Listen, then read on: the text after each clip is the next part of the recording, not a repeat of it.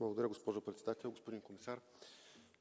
Защитата на пътниците не трябва да остане наша основна цел. Аргументи за 4-часов праг вероятно има, но не бива да се подхожда лекомислено и в ущърб на пътниците. Не бива също така и да изпускаме от поглед и по-широката картинка. Възстановяването на изплатени суми често се забавя от авиокомпаниите с дни и с седмици, въпреки ясните законови задължения. Пътниците не винаги получават адекватна информация за правата си, а ценообразуването на билетите е лабиринт от скрити такси и неясни условия. Налагането на срокове за подаване на жалби ограничава правата на пътниците. Необходимо е ясно да е посочено какво включва основната цена на билета, особено по отношение на ръчния багаж. А предлагането на ваучери вместо парично обезщетение е несправедливо.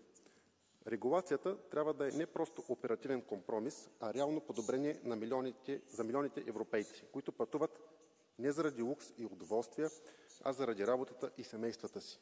Не бива да пропускаме възможността да постигнем резултати в полза на гражданите. Благодаря ви.